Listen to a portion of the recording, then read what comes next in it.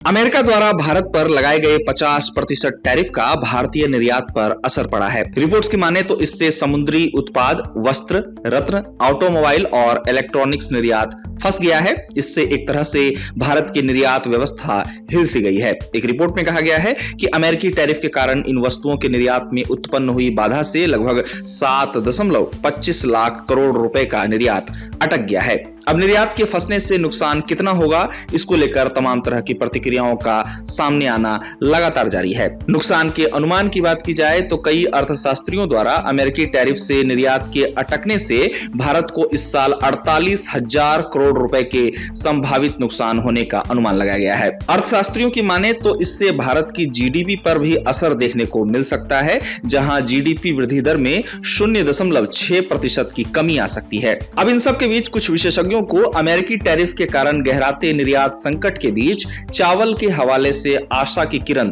दिखाई दे रही है। विशेषज्ञों का कहना है कि भारत के पास चावल का बड़ा स्टॉक उपलब्ध है और चावल के निर्यात पर प्रतिबंधों में ढील देना टैरिफ के प्रभाव को कम करने की दिशा में एक प्रभावी कदम हो सकता है। इसी बीच आईएसईसी के पूर्व निदेशक प्रोफेसर आरएस देशपांडे ने चावल निर्यात को लेकर कहा कि चावल निर्यात समुद्री और कपड़ा क्षेत्रों में नुकसान की भरपाई कर सकता है। उन्होंने कहा कि पश्चिमी यूरोप, पश्चिमी एशिया और अफ्रीका में मांग मजबूत है। गौरतलब है कि भारत पर अमेरिका द्वारा आयात की जाने वाली वस्तुओं पर लगाया गया 50% टैरिफ 27 अगस्त से लागू हो गया है। विशेषज्ञ भारत को अमेरिका से चल रही व्यापारिक तनातनी के बीच अपने निर्यात की गति को बनाए रखने के लिए दुनिया के उन बाजारों की खोज करने की सलाह दे रहे हैं जहां मांग ज्यादा है। एक्सपर्ट्स का कहना है कि इससे निर्यात के मामले में भारतीय उत्पादों के अमेरिकी बाजार पर निर्भरता में भी कमी आएगी।